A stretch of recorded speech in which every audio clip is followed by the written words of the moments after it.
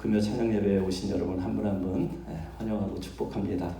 오늘 하나님이 주신 말씀 먼저 우리 같이 한번 읽어볼까요? 에베소서 1장 1절과 2절 두 절 말씀만 우리 크게 두 번 합독하도록 하겠습니다. 두 번 읽도록 하겠습니다. 시작.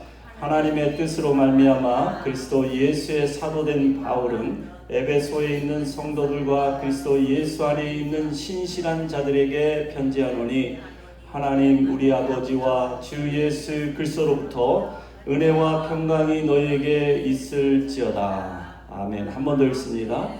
하나님의 뜻으로 말미암아 그리스도 예수의 사도된 바울은 에베소에 있는 성도들과 그리스도 예수 안에 있는 신실한 자들에게 편지하노니 하나님 우리 아버지와 주 예수 그리스도로부터 은혜와 평강이 너희에게 있을지어다. 아멘. 오늘 이 밤에는 우리에게 없어서는 안 될 두 가지 라는 제목으로 말씀을 나눌까 합니다. 에베소서는 여러분들이 잘 아는 바와 같이 사도 바울의 편지 중에 하나입니다. 사도 바울이 서신서를 많이 기록을 했는데 그 중에 아주 교회론에 대해 교회가 무엇인가, 교회의 존재의 목적이 무엇인가, 우리가 교회 생활하는 데 있어서 꼭 필요한 그런 권면의 말씀을 이 사도 바울이 에베소서를 통해서 말씀하고 있습니다.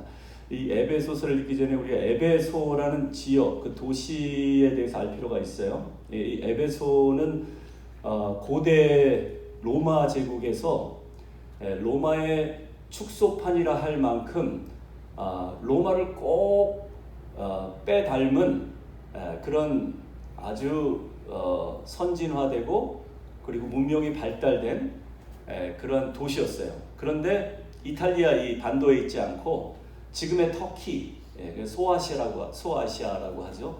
이 터키의 그 서쪽 해안 지방에 위치한 그런 도시입니다. 터키 지방의 성지순례를 혹시 가보신 분이 있으면 잘 아실 거예요. 거기에 뭐 얼마나 많은 유적지가 있습니까? 저도 기억이 나는데요. 오래전에 우리 김태현 장로님 부부와 함께 또 우리 소아시아 성지순례를 갔다 오면서 정말 많은 것을 보고 배웠습니다. 거기 가보면 뭐 박물관, 그리고 뭐 원형 경기장, 도서관, 그리고 사우나 시설까지 길가에 늘어진 그 고대사의 그 상점들, 그리고 페이브먼트, 이 포장도로까지. 그러니까 아주 2000년 전, 아주 오래전에 이 고대 그 로마인들은 아주 굉장한 문명 생활을 즐겼던 것 같아요. 그래서 그 많은 그 유적이 지금도 남아 있습니다. 그런데 교회 유적은 없어요. 교회는 찾아볼 수가 없습니다. 그러니까 터키 성지순례 간다고 해서 뭐 교회 흔적이나 우리가 어떤 초대교회 신자들의 신앙생활을 좀 엿볼 수 있는 유적이 있나 볼 것 같으면 거의 없어요. 그 얘기는 뭡니까? 그 당시 이 기독교인이 엄청난 핍박과 박해를 받으면서 숨어서 신앙생활을 했었다라는 그런 이야기겠죠. 실제로 사도 바울은 네로 황제 시대 때 감옥에 갇혀 있었습니다. 본격적으로 이제 핍박이 가해졌던 그런 시기에 사도 바울이 이제 에베소 교회를 생각하면서 쓴 편지예요. 이 사도행전에 따르면 이 에베소 교회는 사도 바울이 선교여행을 하면서 이 3차 선교 여행 시에 3년 동안 거기에 머물면서 정말 눈물로 목회한 그런 교회가 또 에베소 교회이기도 합니다. 사도행전 19장 20장에 잘 기록이 되어 있는데요. 사도 바울이 이렇게 3년 동안 이렇게 오랫동안 머물렀기에 개인적으로 특별한 관계를 가진 그런 교회였을 뿐만 아니라 이 사도 바울의 영적인 아들, 이 아들 디모데가 그 사역을 이어받아서 또 에베소에서 목회를 했던, 그러니까 지속적으로 사도 바울의 그 영향을 받았던 교회가 에베소 교회라고 할 수 있습니다. 이 사도행전 19장에 보면은 에베소에 갔을 때 바울 일행이 여러 가지 사건이 기록이 되어 있는데요. 그 에베소 사람들에게 묻습니다. 너희가 믿을 때 성령을 받았느냐? 라고 물어봤을 때 이 에베소 사람들이 믿긴 믿는데 우리는 성령이 뭔지도 들어보지도 못했다. 우리는 요한의 세례만 받았다. 성령 세례를 받지 못해서 주 예수 그리스도의 이름으로 성령 세례를 주고, 그리고 이제 에베소가 제2의 오순절 성령 강림이라고 일컬을 정도로 놀라운 변화가 에베소 지역에서 일어난 것이죠.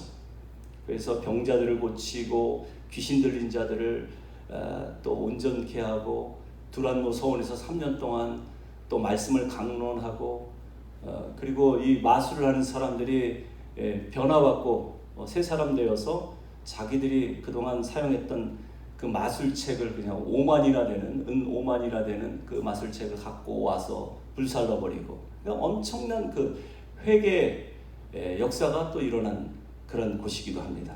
이게 3년 동안 사도 바울이 정말 열심히 목회하면서 정말 복음을 가르쳤고, 그리고 성령의 능력이 나타났고, 그리고 폭발적인 성장과 부흥을 경험했던 교회예요. 그런데 그럼에도 불구하고 요한계시록에 보면 우리 주님께서 7교회 중에 에베소 교회를 제일 먼저 책망하십니다. 계시록 2장에 보면은 이 아시아 7교회 중에 이 에베소 교회를 책망하는 글이 기록이 되어 있는데요. 너희 처음 사랑을 버렸느니라, 그렇게 말씀해요. 사도 바울이 3년 동안 목양하면서 주님의 사랑에서 얼마나 많이 설교하고 얼마나 많이 또 몸으로 행실로 보이고 또 증거했겠어요.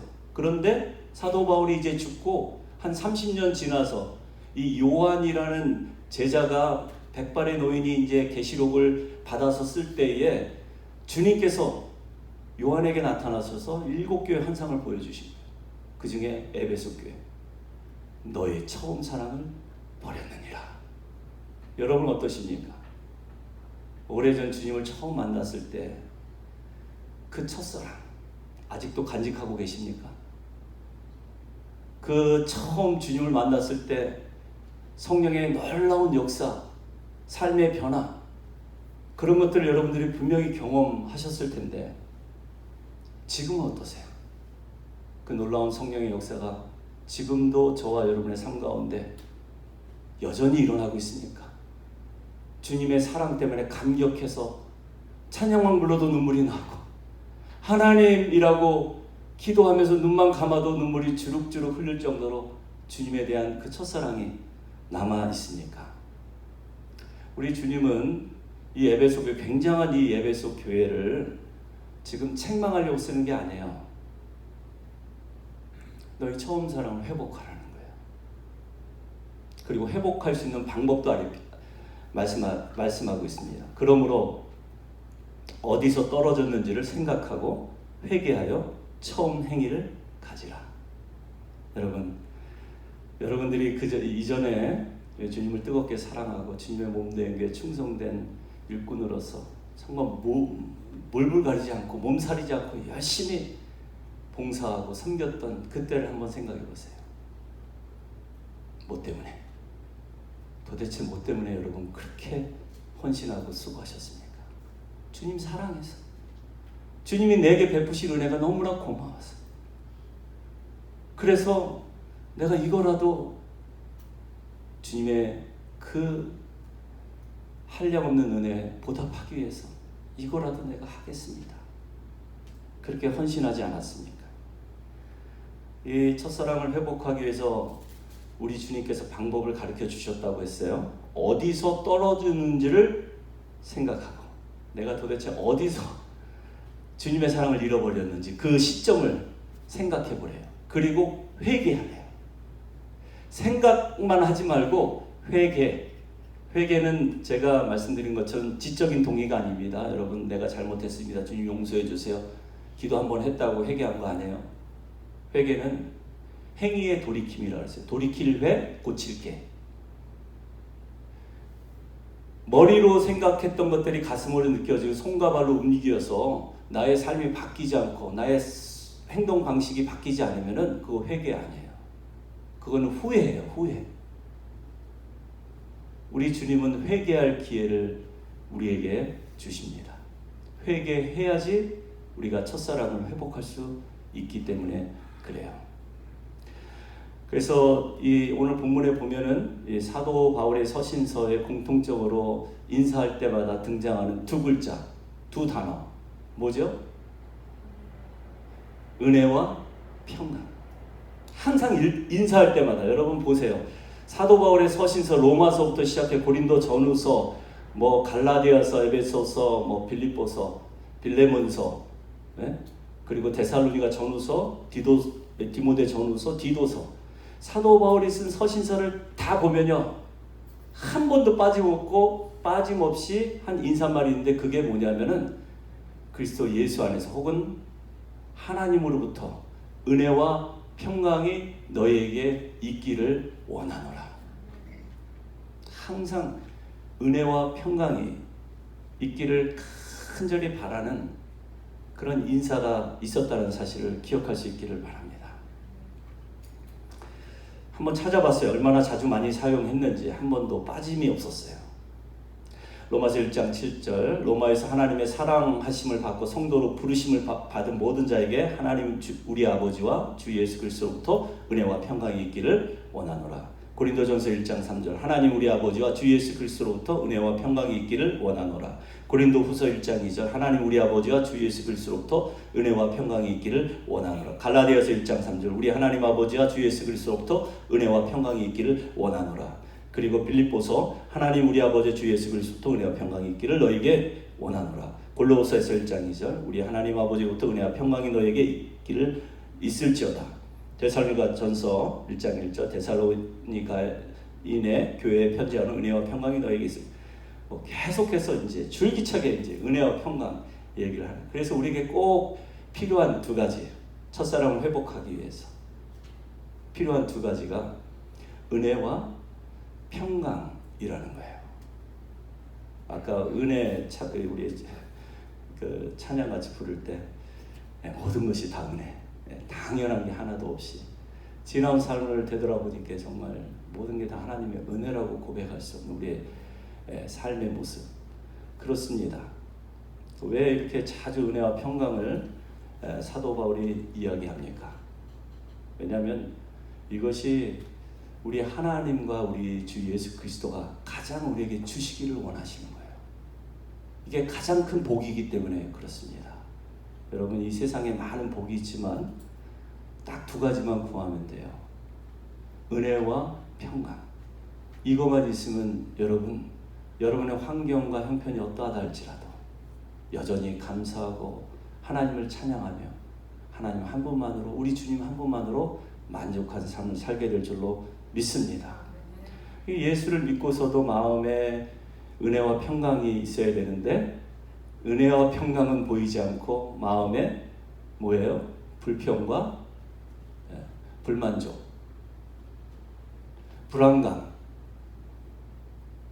그냥 누가 한마디 해도 그것 때문에 그냥 쉽게 상처받고 또 생각 없이 던진 그 한마디로 상대방에게 상처를 쉽게 주고 또 받기도 하는 그런 우리의 삶의 모습을 우리가 이 은혜와 평강이라는 하나님의 선물을 빗대어서 한번 점검해 볼 필요가 있다는. 난 정말 주님이 정말 나를 위해서 주시기를 원하시는, 사도 바울이 그렇게 축복하면서 주기를 원하는 은혜의 평강이 내 안에 있는가.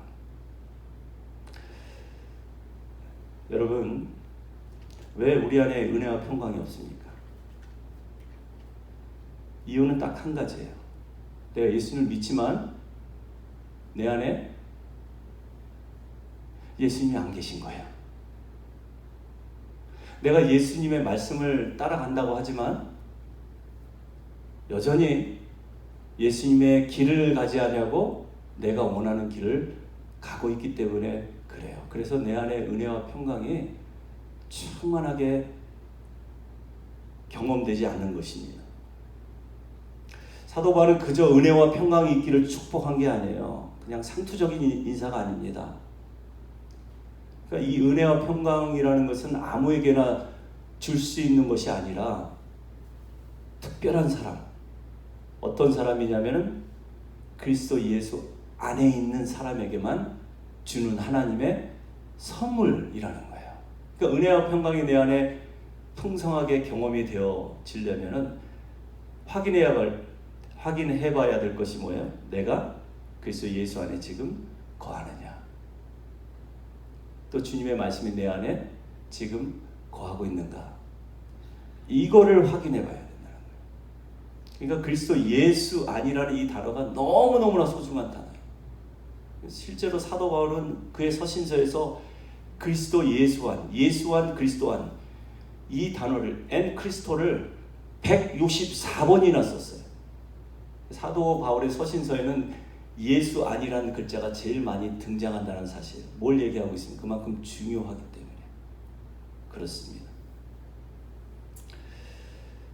특별히 사도 바울은 옥중서신, 오늘 본문의 에베소서를 포함해서 갈라디아서, 또 빌립보서, 골로새서, 또 이 에베소서, 이 옥중서신에 특별히 많이 사용했어요. 그리스도 안.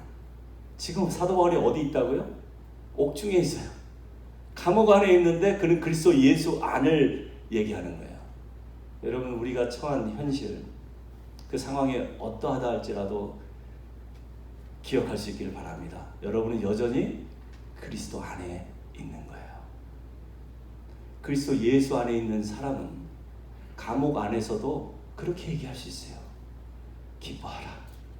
내가 다시 말하노니 기뻐하라. 주 안에서.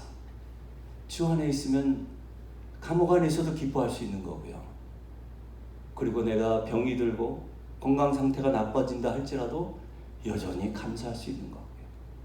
여러분의 은행 잔고가 더 떨어지고, 그리고 내야 될 페이먼트, 모게지가 모게이 낼 돈이 없다 할지라도 여전히 내 마음은 평안할 수 있는 거야.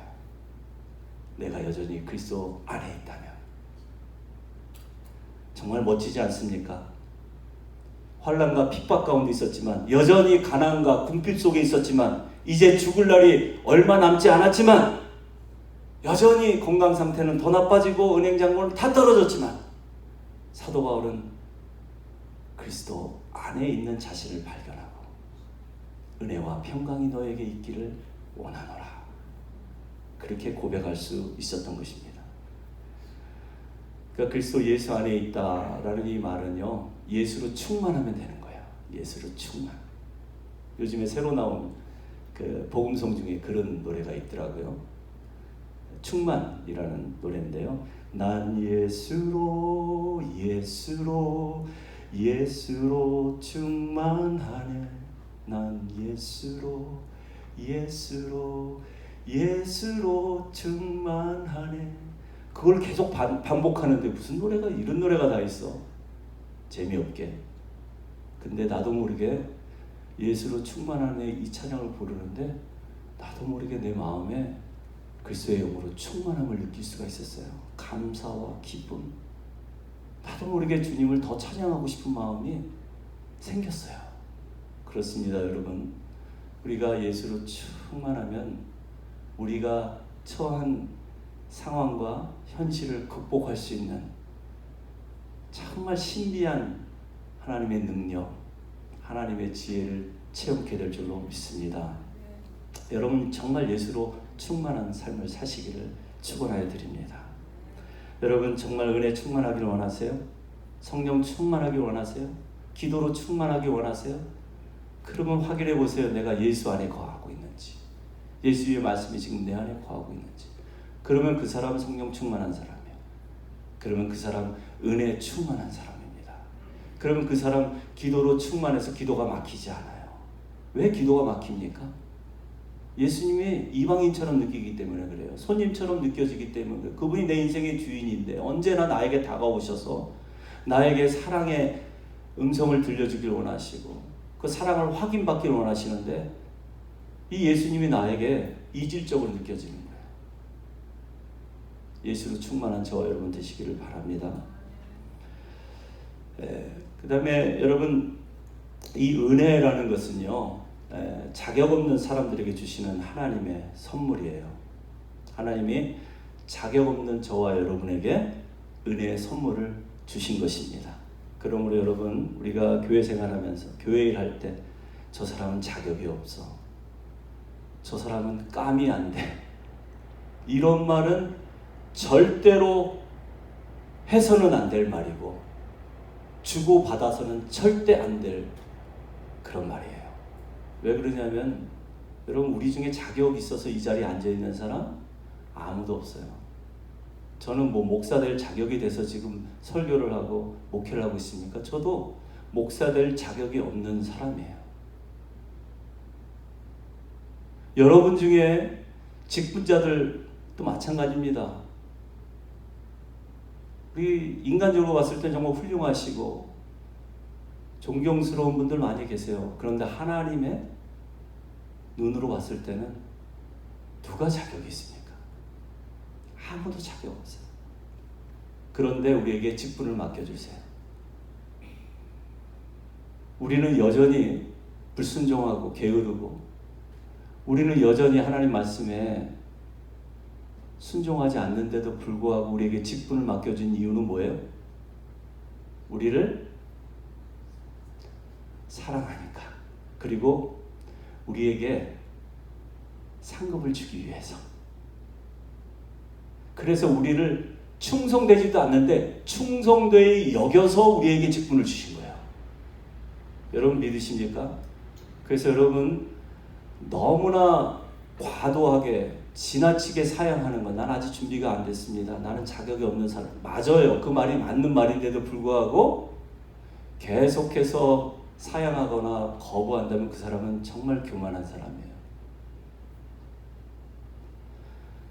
우리가 자격이 되지 않지만 하나님 내게 베푸신 은혜가 너무나 크고 놀라워서 너무 감사해서 그 한량없는 은혜 조금이나마 보답하기 위해서 나처럼 부족한 사람, 나처럼 어리석은 사람도 하나님이 쓰시려고 하시는구나, 오히려 감사하고 감격할 수 있어야 될 줄로 믿습니다.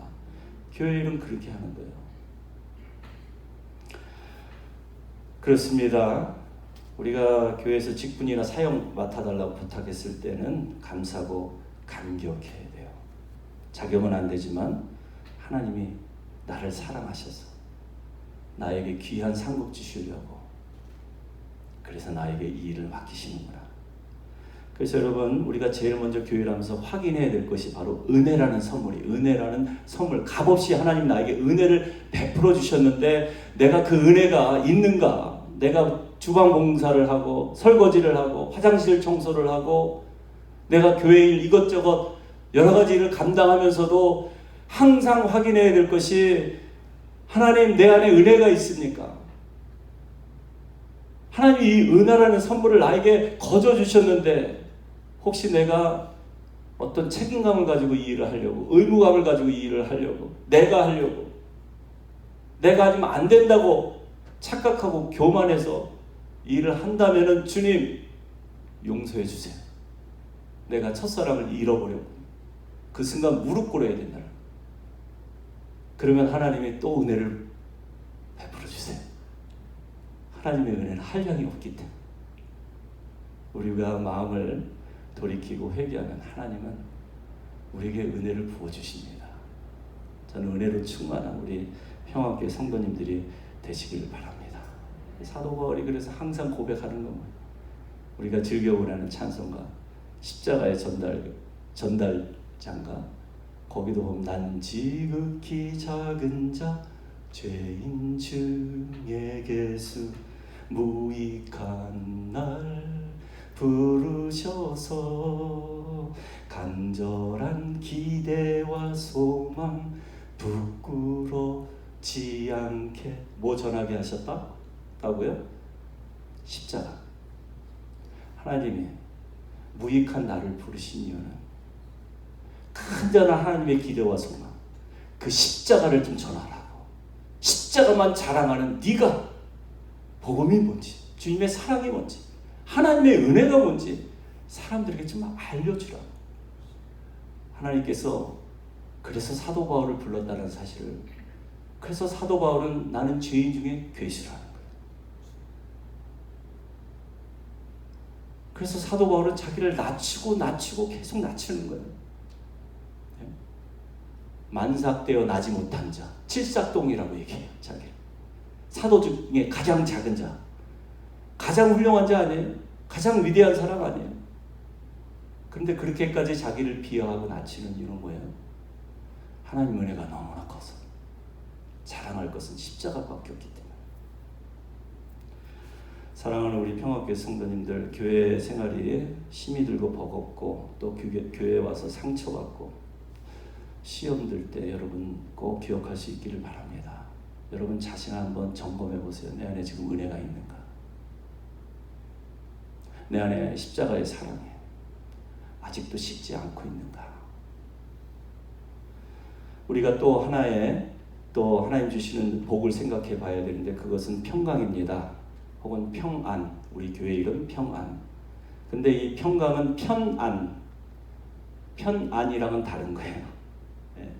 편안함은 육신에 처한 환경과 혹은 형편이 상대적으로 괜찮을 때 우리 편안하다 이런 얘기를 하잖아요.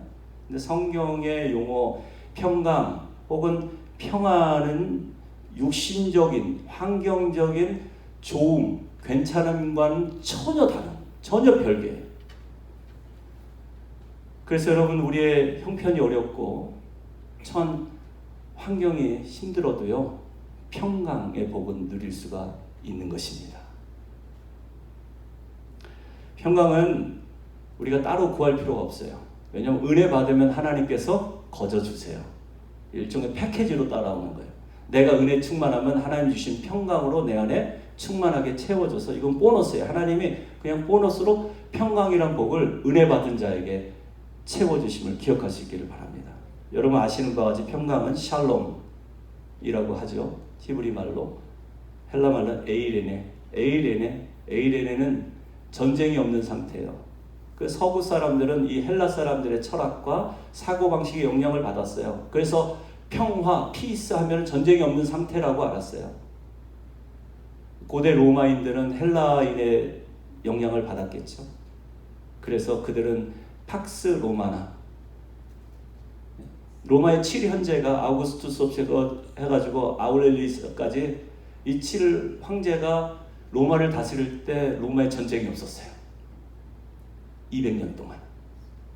그래서 로마의 최고 전성기를 누렸던 그런 시대였습니다.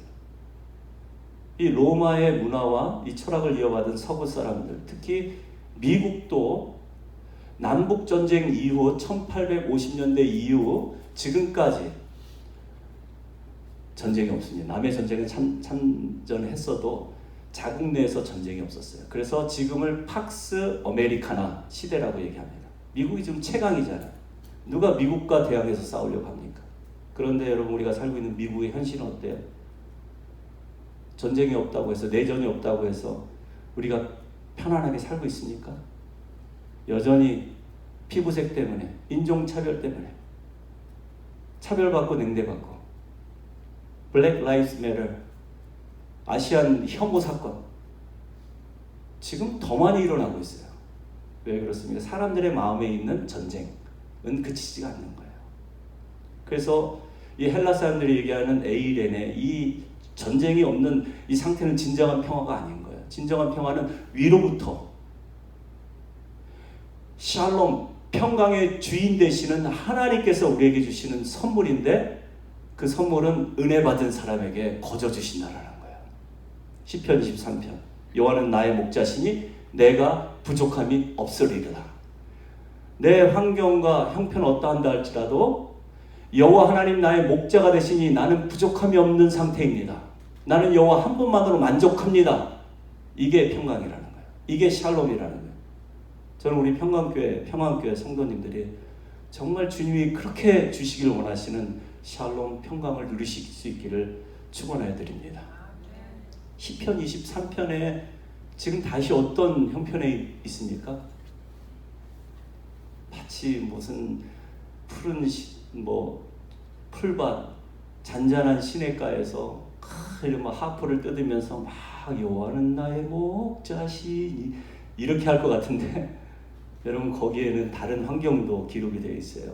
원수의 목전에서 상을 베푸시는 하나님, 사망의 음침한 골짜기, 시편 23편에 기록되어 있는 또 다른 환경과 상황 가운데서도 여호와는 나의 목자시니 내가 부족함이 없으리로다. 다윗은 그런 믿음의 고백을 할 수 있었던 것입니다. 거기서도 내 잔이 넘치나이다. 사망의 음침한 골짜기에서도, 원수의 목전에서도 나는 주님 한 분 때문에 만족하고 주님 주신 은혜 때문에 내 잔이 넘칩니다. 감당할 수 없습니다. 감사합니다. 그렇게 노래할 수 있는 것이죠. 바울은 에베소 교회가 정말 그리스도 예수 안에서 은혜와 평강으로 충만하기를 바랬어요. 저도 우리 평안교회 성도님들이 은혜와 평강으로 충만하기를 축원하여 드립니다. 우리 옆에 계신 분 피곤하시지만 그래도 얼굴 한번 쳐다보시면서 은혜와 평강으로 충만하세요. 한번 인사 나누실까요? 그리고 이것이 여러분들의 기도가 되시길 바랍니다. 오늘 밤의 기도, 우리가 정말 구할 것은 은혜와 평강이면 돼요. 여러 가지 귀할 제목 있죠. 물질적인 궁핍과 그리고 육신적인 아픔, 질병, 여러 가지 우리가 고쳐달라고, 해결해달라고, 채워달라고 구해야겠지만 우선적으로 구해야 될 것이 두 가지. 뭐라 그랬어요? 은혜와 평강. 먼저 은혜를 구하세요. 그러면 평강은 따라옵니다. 은혜를 구하면 하나님의 사랑, 첫사랑이 다시 회복됩니다. 그런 귀한 밤이 되시기를 주님의 이름으로 축원하여 드립니다. 자, 우리 이 찬양 한 번 더 부르고 우리